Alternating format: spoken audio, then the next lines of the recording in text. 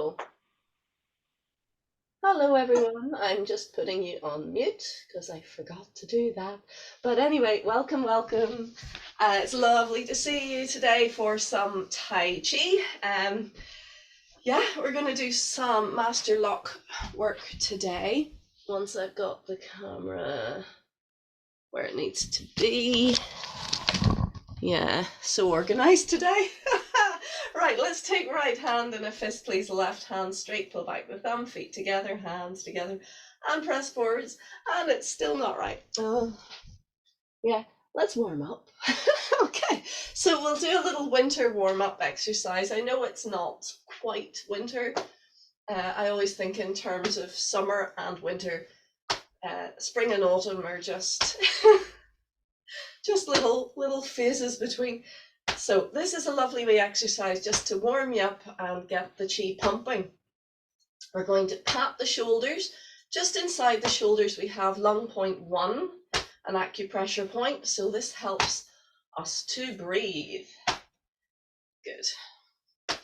And if you can, I'd like you to try to breathe through your nose pretty much at all times, because it's just so good for you. Okay, and next we're going to go into kidney. So this is a turning of the waist. We go straight again to the lung point with one hand, round to the back with the other, and we're pushing the heel out as we turn. Good. And breathe. I actually did a wee, what do you call it, a steam bath yesterday. Put some tea tree and lavender and red thyme oil, a couple of drops in a hot basin, and put a towel over it and breathed through my nose to help with my sinuses. And you know what, it really works. It's very nice if ever you have kind of blocked sinuses or a feeling of infection in your nose and your sinuses. It's really useful. I recommend it. We pat the shoulders for the third exercise. We brush the thighs, we brush the back of the thighs, and we go down. And we do it again. We go up, 1, 2, and 3. Now, the secret to this one is just to let your arms swing like a pendulum, and don't control it too much, and just hit whatever you hit as you go past. So if you see there from the side, I'm literally just swinging. So it's up for 1 and down for 3. Good. And this stimulates multiple meridians. We've got lungs, large intestines, we've got stomach, spleen, and we've got liver, gallbladder, all being stimulated. And we're giving those tired mountain climbing legs a nice bit of stimulation. Very good. One of our students live with us today just climbed Snowdon for charity. So woohoo! So we're going to be good to our legs today, aren't we? Good. Give a little bit of movement, please. Let's stand on one foot. We're going to plant the other foot, balls of the foot to the floor, heel lifted. And we're going to just shake and twist and breathe through the nose if you can. Good. I've been teaching a particular class. A lady asked, so how do you breathe? Do you breathe in through the nose? Do you breathe out through the nose? On the other side, please. And I was saying, yes, it's very good for you to breathe through your nose. It warms the air, and the hairs in the nose catch any bugs on the way in.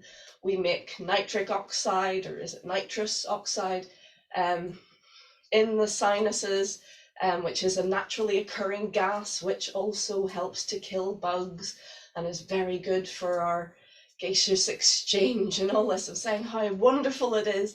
The nasal cavities pressurize the air so that we're not taking in too much oxygen. It's really good for you. It calms you down. But of course, if you're not able to breathe through your nose, you can't.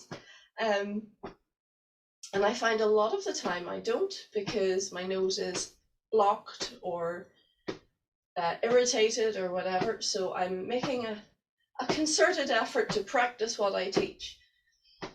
So please, you do the same. Breathe through your nose. It's really good for you. Good, so let's go down to the legs this way. Again, patting, use cupped hands.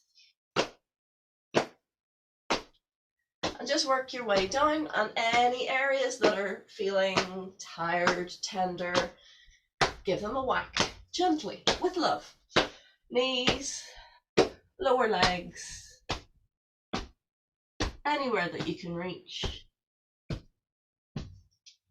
And up the body again. Good, and let's go over the shoulders. Now I find if I'm going to hold tension as I do my practice, a lot of it seems to go into the shoulders. So patting your shoulders, just bringing your body's awareness to them, can help to release any tension and help the blood flow. And also, if the shoulders are sore, even to wake them up like this, that brings our awareness to the fact we need to work on them. So mine are tender here. Again, do it gently. Be kind to your body. Good, and back down. Well done. And ease from our stance. Yes, let us continue to warm our legs a little bit more. Make sure they are happy in our practice. So we want to take a big, comfortable step forwards. Front foot pointing forwards. Back foot 45 degrees-ish. Square the hips. And we go forwards and back. Nice, simple, familiar exercise. Try to keep the heels planted. Keep breathing.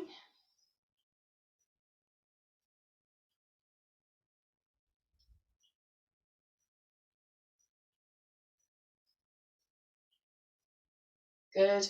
And here's an exercise to challenge the sinuses. We're going to feed the weight back. Slide the hands just to above the knees.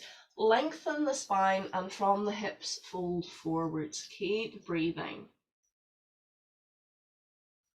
Through the nose, if you can.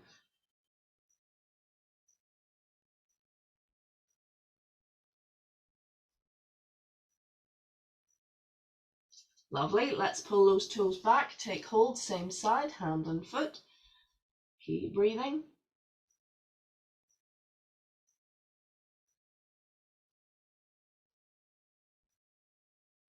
Good. Foot down. Up you come. And change. Well done.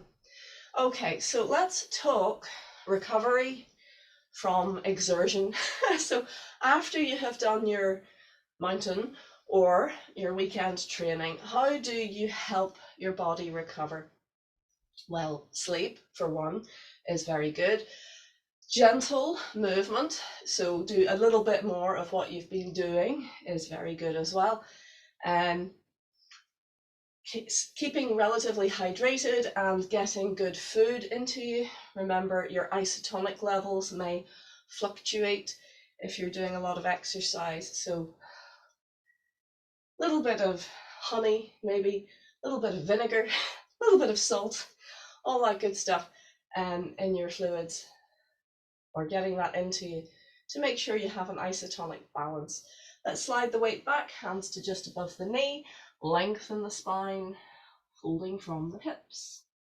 Keep breathing.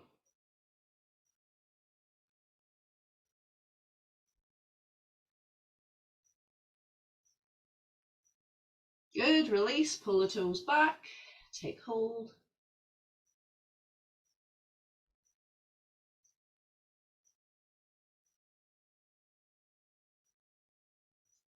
Good, relax down, up you come. Good, so we need calcium in our diet. Let's do a little bounce. Calcium helps the muscles to contract. So the muscles won't work strongly or properly if we start to go low in calcium. So oranges, in school often they give you half-time oranges when you're playing a game. Oranges are a very good source of calcium, and they've got vitamin C, and they're refreshing. They've got that citrus blast, so oranges are very good to help. Also, we need magnesium, which helps the muscles to release. So the muscles contract and release, and they have different mechanisms for doing that. So make sure you get calcium and magnesium in your diet when you're exercising and after you have exercised. So things rich in magnesium would be almonds, oily fish, dark leafy greens. Very good, swinging. Oh, and of course for calcium, dairy, if you can do dairy, it's very good. Okay, so let's swing to the side. And bounce, and bounce, and bounce. Opening the toes this time, and breathe. Other than that, magnesium rubs, you can get oil, sports oil, magnesium rub, very good. There's an oil that I love and I can't seem to find in the house. It's called Gardener's Massage Oil, or Gardener's Recovery Massage Oil. It's lovely, it really works. If you rub it into sore muscles, they just go, oh, and everything feels better. And of course, Epsom salts is a magnesium salt. You can throw that in your bath. Brilliant, long-standing, used by athletes after they have put the effort in and they're achy and sore. So a nice magnesium salt bath, an Epsom salt bath, can be really nice. If you have a bath and if you're happy to soak, it can really help. Let's go into our four corners, please. If you have any bruises, or even if it's just sore muscles, arnica is amazing stuff as well. Often I say to clients about arnica and say, you must put this on if you have any kind of injury that isn't actually broken skin. You know, if you've twisted your ankle, if you've torn a muscle, if you've strained something, slap the arnica on. And often people have heard of it or use it for bruises, but don't think of using it for anything else. I use arnica for everything. If it's not broken skin, I'll slap the arnica on, and it really helps. So please do consider arnica for more than just bruises. Just don't rub it into broken skin because you could bring infection in. Let's change direction, please. It's brilliant. It's really good. One time in a dancing seminar, my knee, all of a sudden became very, very sore. And I had arnica in my bag. I was expecting that something would need help at some stage. I just went over to my bag, took it out, rubbed it in for a couple of minutes, and the knee was better straight away, just like that. So arnica, the quicker you put it on after something has injured, the more effective it is. It'll still help later on, but if you can get it on moments after whatever has gone ouch, it is like a magic eraser. It's very, very good. So yeah, I can't tell you how good it is. Good. Let's come back to center. Lovely. How do we feel? Good. Let us do open door 5, please. Bring the heels together, the toes slightly apart. In fact, no, don't. We're going to go open. Open door 5, our Wuji stance is open. It's something I have to remind myself. It's unusual. We lengthen up, please, through the top of the head. Chin down and back a little bit. Breathe and calm and allow yourself to become quiet and still.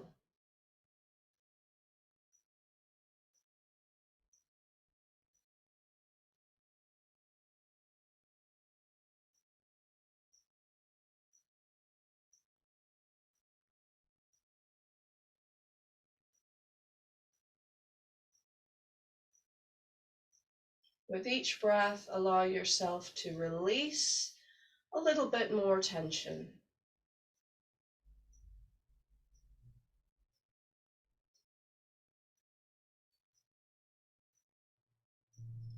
Let's feel into the fingers, gently press them down.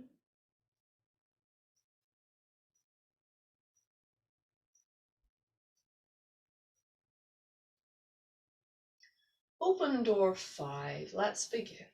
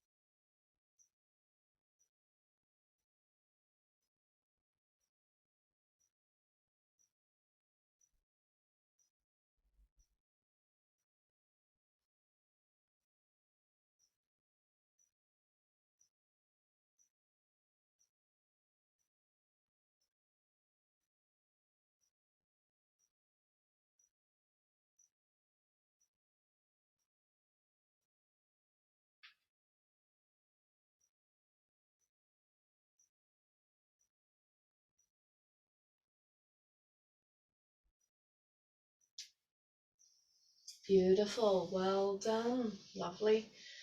Give your back a wee rub. Feel into it. So we're not just absent-mindedly rubbing our back. You're bringing your hands to your back, which brings your energy to your back. Let's bring our awareness to the feeling of the hands touching and rubbing. Notice any heat, any sensation back there. This is a mindfulness practice. So bring your mind to your hands, to the warmth, to your kidneys.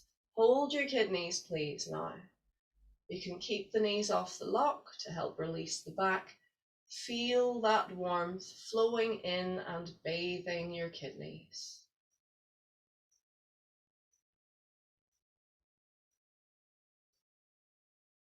Isn't that lovely? It's like a big hug.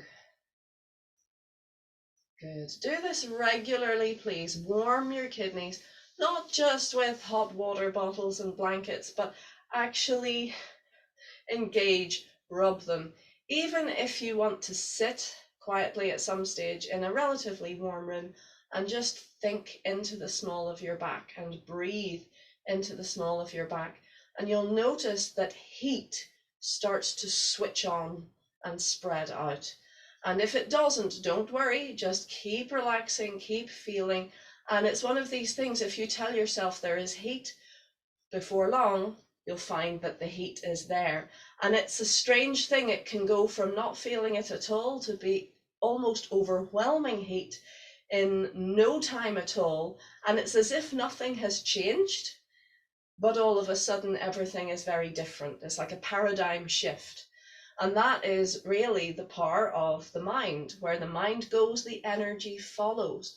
Your whole body is already full of energy. It's already fully awake and alive, but bringing our awareness, our actual cognitive function to a body part really creates this whole interchange between the body part and our awareness, and the energy comes alive. So it's an incredible and subtle thing.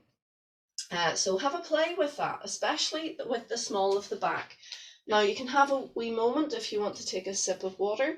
Cheers. I'm on ginger and vinegar this morning. Forgot to put honey in.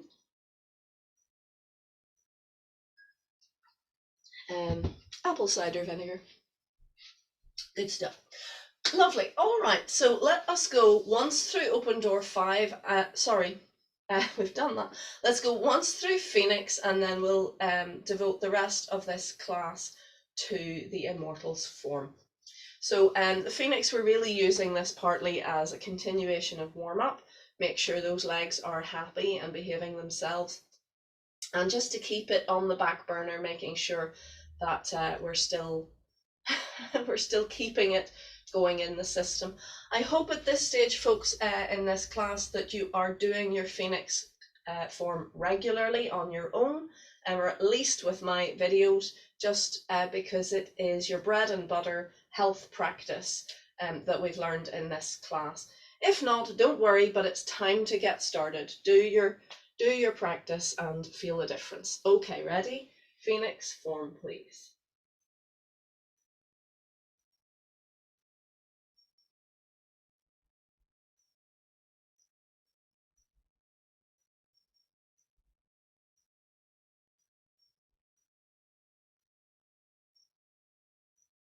Gently press the fingers down.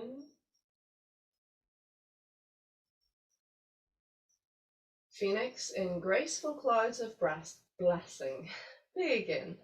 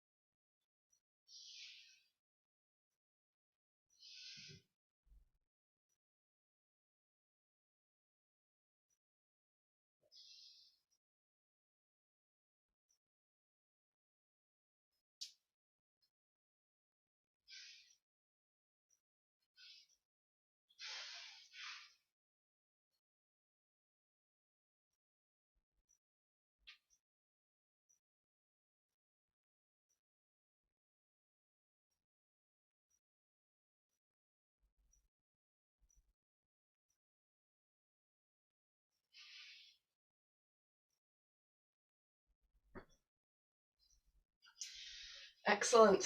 Well done. How did you get on? Okay, yay. Saying thumbs up. I like thumbs up. Don't be afraid to give me thumbs down though if you need to. Good. Okay, folks. So now we move on to the Immortals form. Now, we just covered the end of the form last week, and not everybody was here. Some of us were, off doing charitable works and stuff. So that's that's grand. So let us just briefly look at the end of the form. Have a wee watch of me doing it. I'm going to show you from the Immortals Fishing Toad. So there's a few wee moves there. Immortals Fishing Toad is quite big. You have the big spin turn, and then you have the 3 circles of kicks and step and stuff. You have Overseeing Territory, which is the standing on one leg on both sides, or you can use the jump kick, which is how it was originally choreographed. Just depends how you feel. And then we have Immortal Sacred Sword, which is the sort of striking a pose, and again another spin turn and strike a pose. And then just to finish, we have what has been named the way descending, which is basically returning to neutral, bringing the energy back down. Okay, so just have a wee watch first of that section, and then we'll do it together. So I'll show you back view just as normal. So yeah, so we're starting from here. Come a wee bit closer. Good. So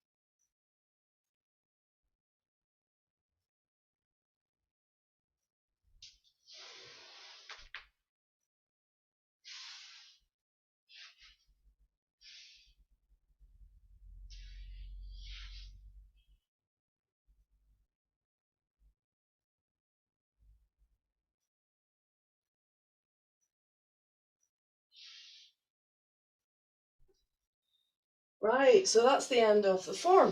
Now, sometimes I attempt to do mirror image. I could do that now. I have been working on my mirror image, but I think what I will do, actually, I've done some in the past. There's footage of both Willem and me doing the mirror image together in a class, so I'll see if I can hook that out, and I'll share that with you in the link on WhatsApp if you're in this group.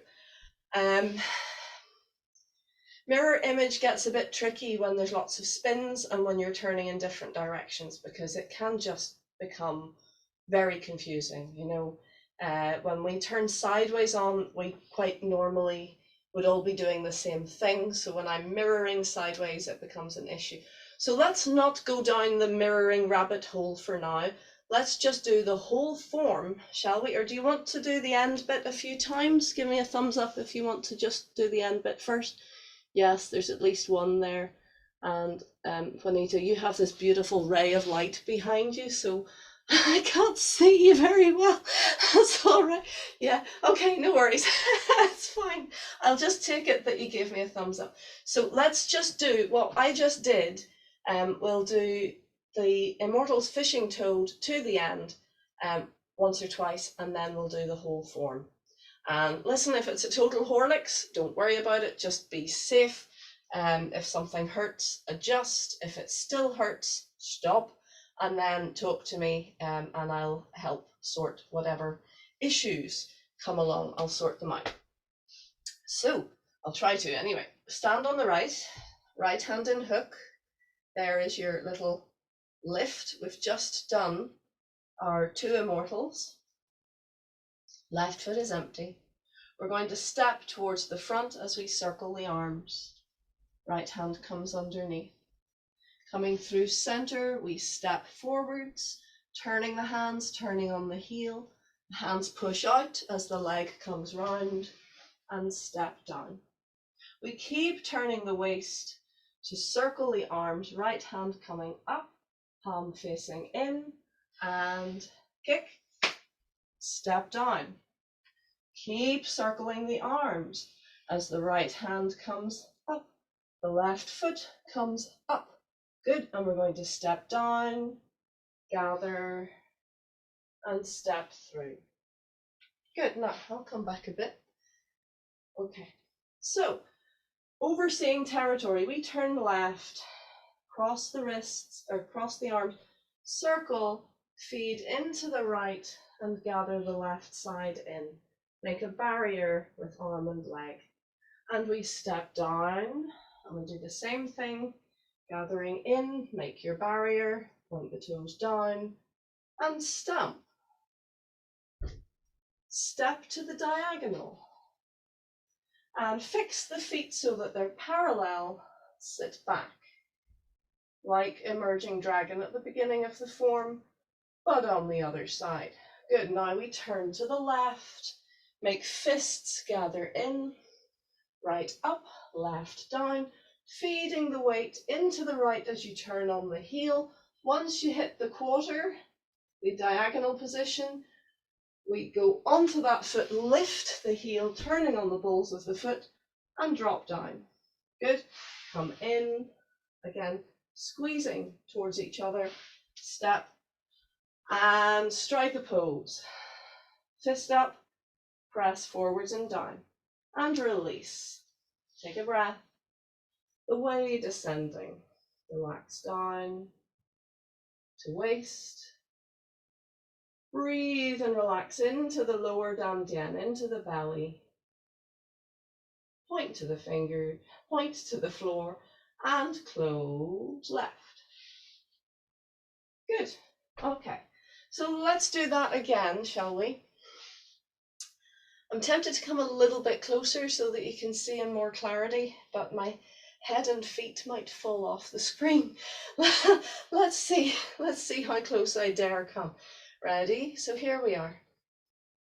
And we're going to step and step, turning on the heel, turning on the balls of the foot, step down, circle, kick, step down, circle, lift, step down, gather, step through, circle, balance, step down, balance, step down,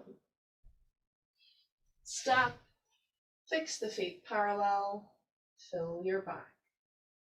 Gather left, turning on the heel, turning on the balls of the foot, drop down. Come in, step, strike a pose. Breathe.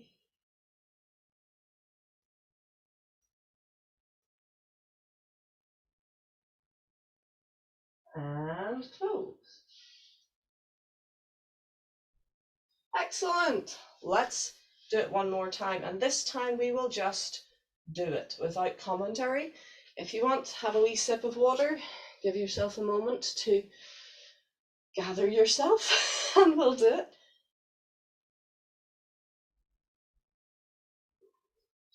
You know, this is nice, but I miss the honey. I have to go and get more honey. Okay, are we ready?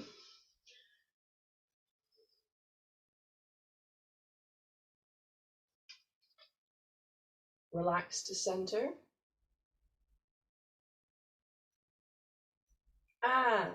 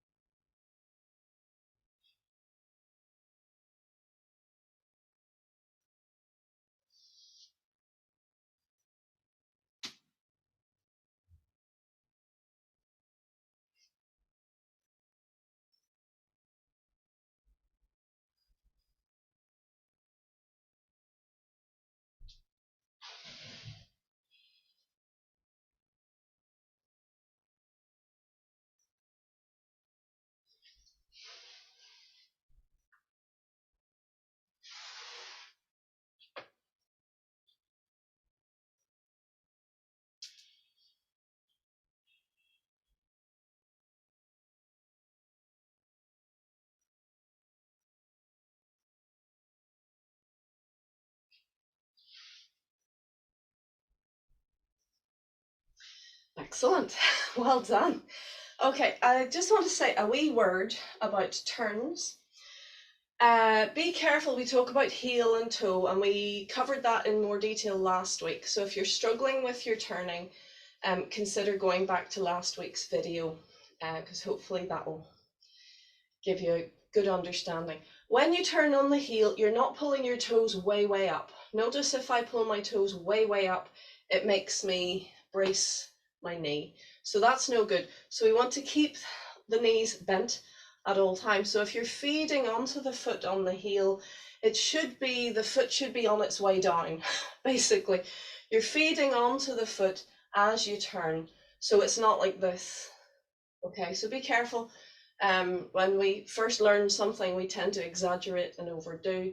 Sometimes even when I'm teaching, I exaggerate to make it clear, and actually that can be the opposite of what we need. So subtle is the thing. So when you're turning on your heel, don't pull the toes way back. Just have the toes off the floor.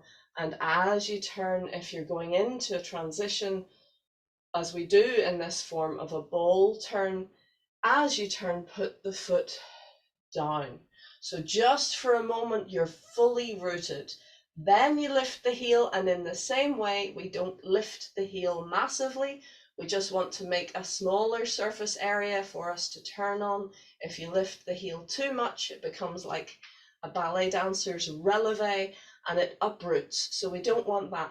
So you're feeding onto the foot as you turn, putting the foot down, and then you're lifting just off the heel in order to spin. So you want to be able to engage in that structure of the heel just off the floor. So it needs to be enough that you're not just smooshing your foot into the floor, but please be careful not to exaggerate that you're not doing this and this. It's not that. It's not that. It's close to the ground, but just reducing the surface area for heel and toe. The other thing I want to mention about turns is the more relaxed you are, the easier it's going to be.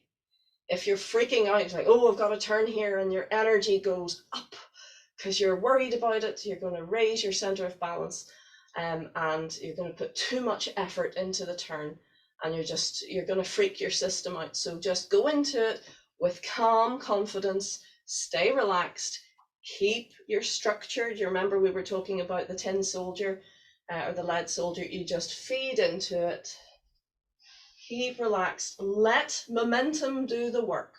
You just feed into it and then glide. It is like gliding rather than like flying an aeroplane. So just stay calm, strike a pose, and let momentum take you round. Okay, enough of a lecture. Let us now do the whole form and just see how it goes.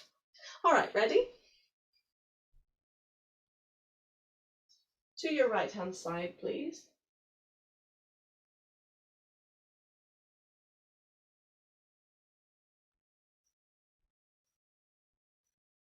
Calming down.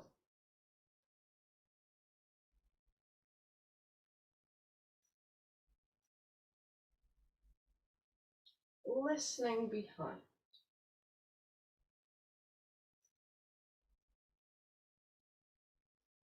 Press the fingers to the floor.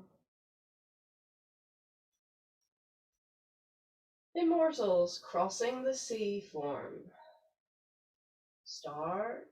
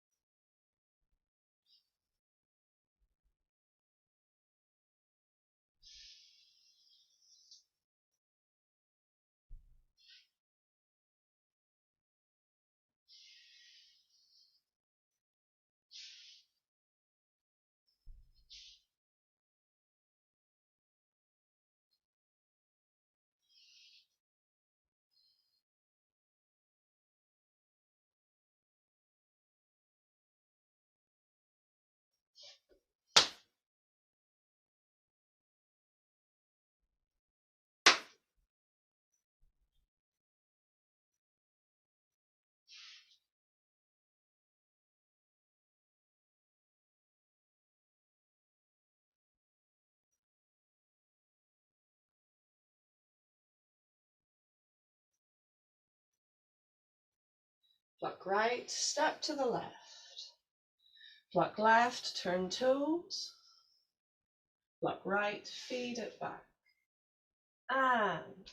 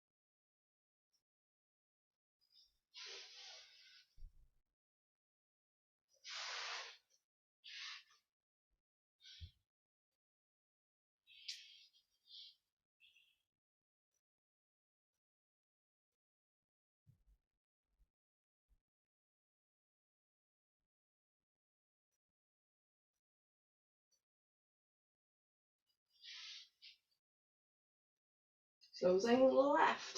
Good. If you're used to doing Phoenix, you might start to get used to closing right. This one closes left. Well done, you survived. Give me a wee bit of feedback here, folks. I think that was quite fast as practice goes. That's about the speed that I would perform it at, but it was maybe a bit speedy for you. How did you get on? I'm getting the last bit now. It is a bit bumbly, but no, the speed was okay actually. Yeah, for me. Good, Yeah. good. Lots of mistakes, but well, yeah. That's life. The thing is, Tony, there's a time as you're training, in the formative stages where you're going, oh, there's loads of mistakes, and that's normal, and we work our way through them, and that's great. When you get to my stage, you think, yeah, I'm getting this, I'm pretty good now. And then you go training with the master or with the teacher, and they go, okay, so this is riddled with mistakes. And you're going, really? And often, depending on the teacher, some won't teach you something unless you ask. And that I find is very difficult, because how do you know what to ask? Because if you thought it was wrong, you would have fixed it. Do you know what I mean? Yeah. So that's a thing. So they let you develop at your own pace, basically, and you have to keep becoming aware. Um, but it's good because it means you have to keep an eagle eye on the master or on the teacher. And if you spot that they're doing something different from you, then you can ask. So it means that we have to step out of our own brain and our own bodies and actually look with new eyes on what the master has been probably doing all along, but we never saw. And something similar happens, that you may get the same instruction from a teacher thousands of times. I've had this. I've had students that I have taught, and I have said the same thing again and again and just tried to get it into them. And then they'd come to a workshop with the master with me, and they'd come away and they'd go, oh, the master told me something really good. And they would tell me the exact same thing that I'd been saying for years. And yet it took someone else to tell them, it took the master to tell them for the penny to finally drop and for the information to actually take root. And so it's an endless process of discovery. So it's really good at this stage. You realize that there's plenty of room for improvement, but don't be deceived. Once you've fixed all those things that you think need improved, there will be another layer, another level. And we're continuously like that. And talking about mountain walking, Juanita, you probably perceive that very well, that you see a summit and you go, brilliant, we're nearly there, and you walk and you walk and you get to that place you thought was the summit, but it was just a blind hill. And when you get there, you realize there's another level and another and another. And that's the joy of Tai Chi and the joy of mountain walking, maybe, is that the goal keeps shifting. As you get better, you can refine deeper. So brilliant at this stage. You see lots of things to polish, by all means, great. Let's polish them.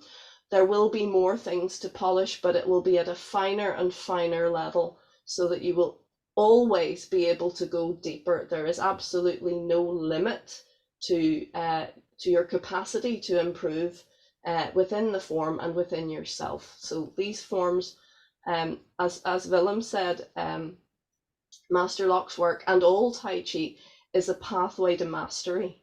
So it's not getting the form perfectly that is our goal. I mean, that's our goal. But actually, by working on that, we are improving ourselves. So yeah, don't worry about all that stuff that needs fixed. Let's fix it. Let's work on it. Let's chip away.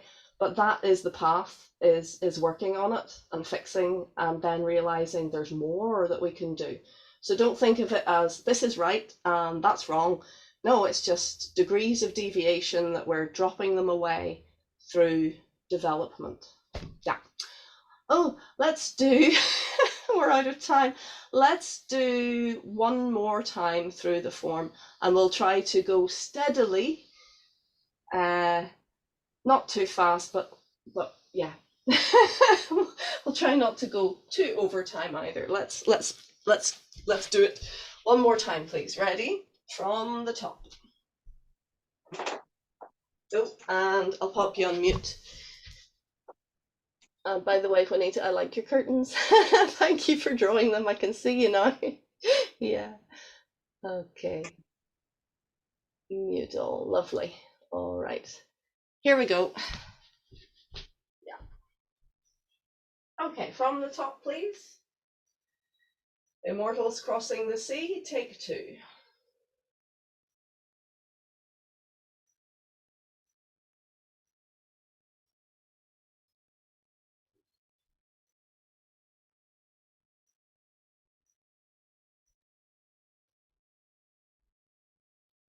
And start.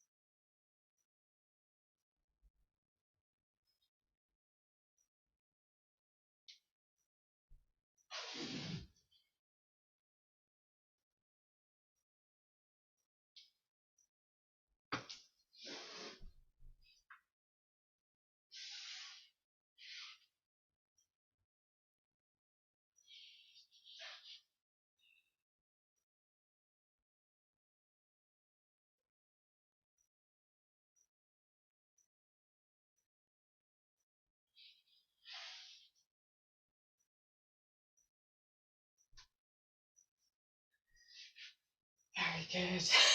Very good. You got through. You're facing in the right direction and everything. Well done, lovely. Let's finish. Okay. So we're bang on 9 o'clock by my watch. So let's just take a moment to breathe, please. If you can, have a wee walk to recover.